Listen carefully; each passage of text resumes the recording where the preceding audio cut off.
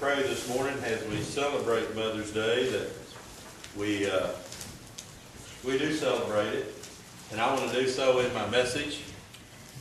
I learned a long time ago, I was pretty young in pastoring, when I learned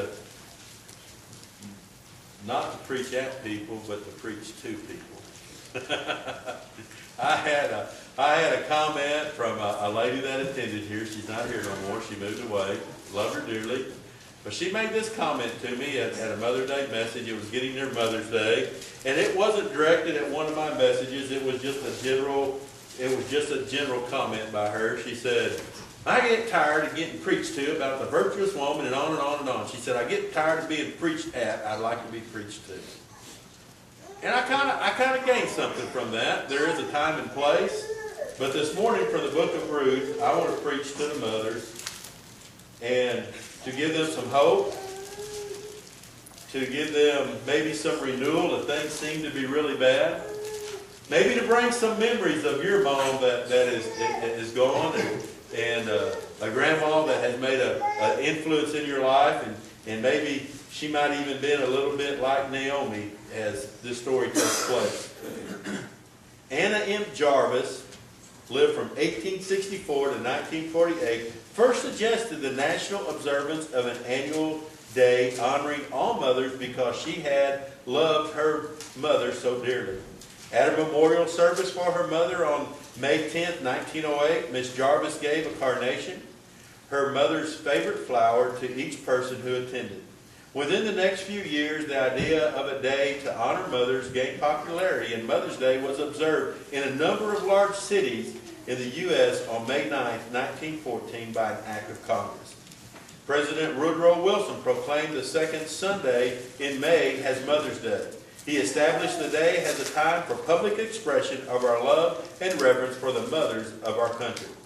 By then it had become customary to wear white carnations to honor departed mothers and red to honor the living, a custom that continues to this day. It's not so much today as what it used to be, but there is still that custom that takes place. And that's kind of the background of Mother's Day, where it came from, how it got started. But I tell you, God has honored mothers a lot longer than that and always upheld them in a high esteem as far as position goes within God's Word. I believe that women have never been liberated until they get in God's Word and see what God has planned for them. There's a lot of women's movement. The more they try to liberate women in the secular world, the more they imprison them, don't they? But God has a liberation plan for them. But here we have the story of Naomi, and our reading's going to come from, we're going to start with the first 10 verses, and we're going to go rapidly through this book, pretty much all the way through it this morning, very quickly. It says, Now it came to pass in the days when the judges ruled, there was a famine in the land. And a certain man of Bethlehem, Judah, went to dwell in the country of Moab, he and his wife and 2 sons. The name of the man was Elimelech, and the name of the wife was Naomi, and the name of his 2 sons were Mahlon and Chilion, Ephrathites of Bethlehem, Judah. And they went to the country of Moab and remained there. Then Elimelech, Naomi's husband, died, and she was left with her 2 sons. Now they took wives of women of Moab, and the name of one was Orpah, not Oprah, Orpah, and the name of the other Ruth. And they dwelt there about 10 years. Then both Mahlon and Chilion also died. So the women survived their 2 sons. So the women survived her 2 sons and her husband. Then she arose with her daughters-in-law that she might return from the country of Moab, for she had heard of the country of Moab that the Lord had visited his people by giving them bread. That she heard it from the time she's in Moab. Therefore she went out from the place where she was, and her 2 daughters-in-law with her, and they went on the way to return to the land of Judah. Now Naomi said to her 2 daughters-in-law, Go, return each to her mother's house. The Lord deal kindly with you, as you have dealt with the dead and with me. The Lord grant that you may find rest, each in his house of her husband.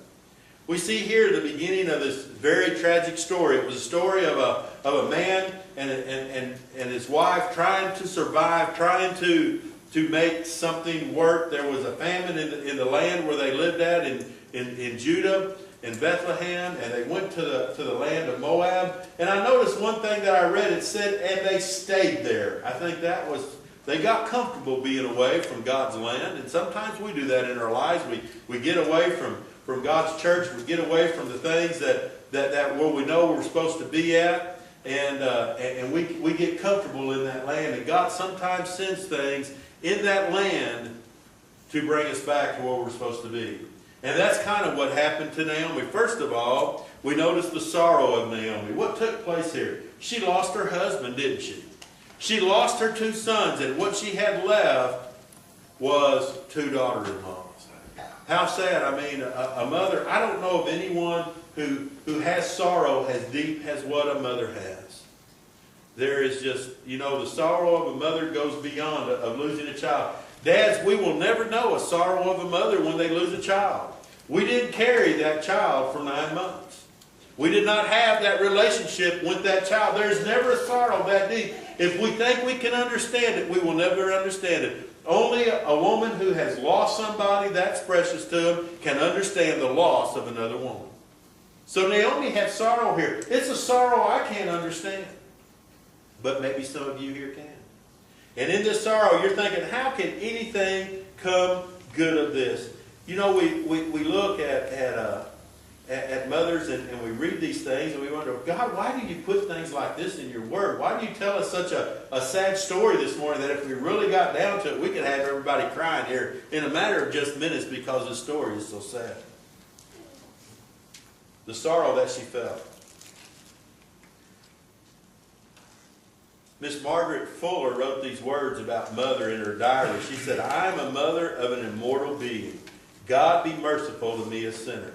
A true woman cannot feel other than seriously the importance of the experience.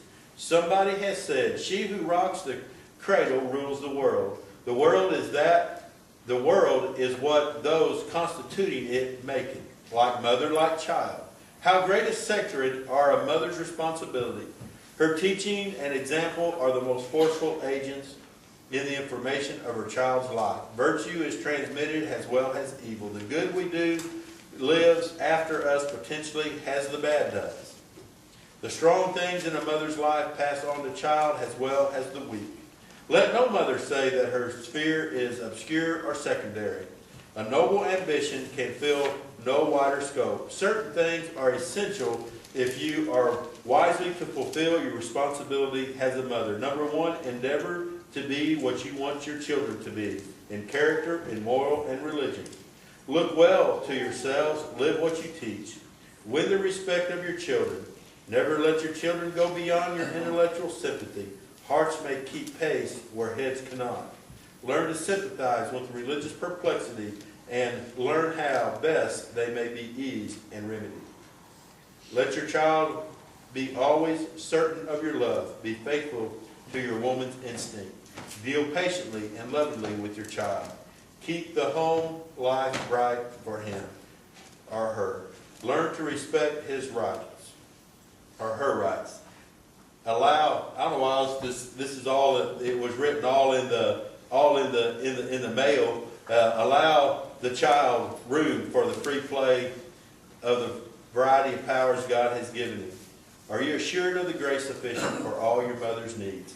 This is this woman that wrote that feeling, the deep need. And I think that Naomi understood the deep responsibility that she had faced and that she was needing some rest and some peace at this point. Such sorrow she suffered. But you know what? In all this, there came a blessing. I am glad that God just doesn't hold us down and keep us underwater for long periods of time. I'm glad that He doesn't just give us the valley